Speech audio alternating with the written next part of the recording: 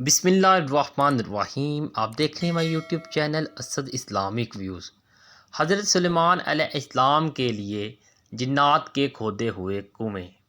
سعودی عرب کا ایک دور افادہ گاؤں لینا عہد قبل از تاریخ کے کئی عجائبات پر مشتمل ہے، جہاں حضرت سلیمان علیہ السلام کے لشکر کے لیے جنات کے کھودے ہوئے 300 کنویں بھی ہیں۔ ان میں سے بیشتر اگرچہ ناکارہ ہو چکے ہیں، مگر 20 کنووں سے اب بھی لوگ میٹھا پانی حاصل کرتے ہیں۔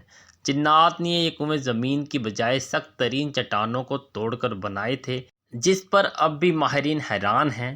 ان عجائبات کو دیکھنے کے لیے دور دور سے سیاح اس علاقے کا رخ کرتے ہیں۔ العربیہ کی رپورٹ کے مطابق سعودی عرب کا یہ تاریخی گاؤں لینا مملکت کے شمالی شہر رفح سے 100 کلومیٹر کے فاصلے پر واقع ہے۔ یہ قدیم علاقہ آرکیٹیکچرل اہمیت کے ساتھ متعدد آثار قدیمہ کی وجہ سے ملک بھر میں شہرت رکھتا ہے۔ یہاں ایک قدیم قلعہ بھی ہے۔ پرانے زمانے میں بیت المقدس اور یمن کے مابین پیدل سفر کا مشہور راستہ اسی گاؤں سے گزرتا تھا۔ عدن سے عراق جانے والے ملکہ زبیدہ کا بنائی ہوئی مشہور سڑک درب زبیدہ بھی یہیں سے ہو کر جاتی تھی۔ اب بھی سیر و تفریح کے لیے شائقین بڑی تعداد میں اس علاقے کا رخ کرتے ہیں۔ سعودی محقق احمد الجاسر کا کہنا ہے کہ یہ قدیم گاؤں میں حضرت سلیمان علیہ السلام کا لشکر بھی اترا تھا۔ سلیمان علیہ السلام جب اپنا لشکر لے کر یمن جا رہے تھے تو یہاں ٹھہرے تھے۔ اس بے آب و گیا علاقے میں لشکر کو پانی کی ضرورت آئی تو حضرت سلیمان علیہ السلام نے جنات کو حکم دیا کہ وہ ہنگامی طور پر کنویں کھودیں، تو جنات نے چٹانوں پر مشتمل اس سخت ترین زمین میں 300 کنویں کھود دیے تھے۔ یہ انتہائی گہرے کنویں اب بھی اصلی حالت پر موجود ہیں، جنہیں زمین پر اب بھی اپنا وجود رکھنے والا معجزہ قرار دیا جاتا ہے۔ جنات نے چٹانوں کو کاٹنے کے لیے ڈرل مشین کی طرح کوئی آلہ استعمال کیا تھا، جس کے نشانات اب بھی کنووں کی چاروں طرف واضح طور پر دیکھے جا سکتے ہیں۔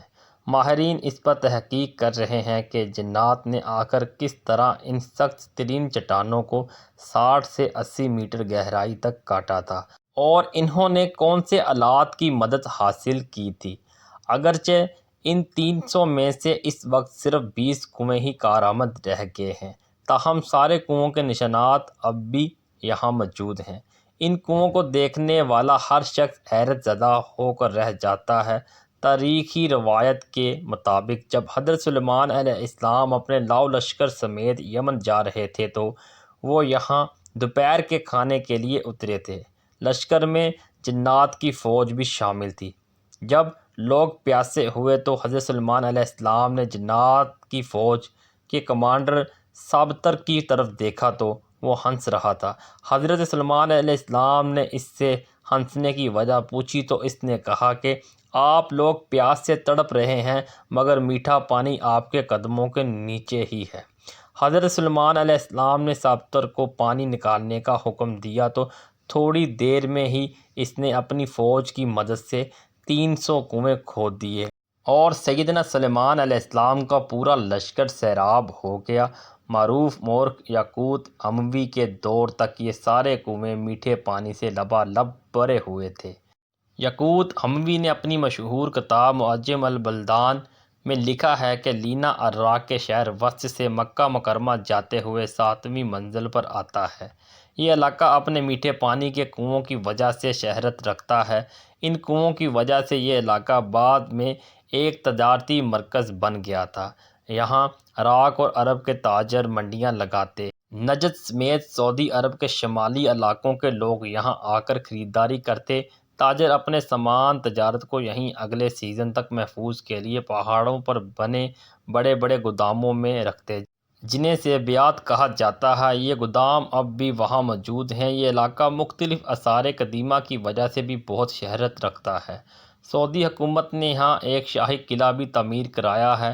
1354 میں تعمیر ہونے والے اس قلعے کو گارے پتھر اور لکڑیوں سے بنایا گیا ہے۔ واضح رہے کہ حضرت سلیمان علیہ السلام کو حق تعالیٰ نے جنات پر بھی حکومت دی تھی۔ جنات نے ان کے حکم سے بیت المقدس کی تعمیر میں حصہ لیا تھا۔ وہ دور دراز سے پتھر اور سمندر سے موتی نکال کر لاتے تھے۔ ان کی تعمیر کردہ عمارتیں اب بھی موجود ہیں۔ اس کے علاوہ بھی حضرت سلیمان علیہ السلام جنات سے بہت سے کام لیتے تھے، جس کا ذکر قرآن کریم میں بھی واضح طور پر کیا گیا ہے۔ ویڈیو کو لائک اینڈ شیئر کر دیں۔ ملتے ہیں نیکسٹ ویڈیو میں، تب تک کے لیے اللہ نگہبان۔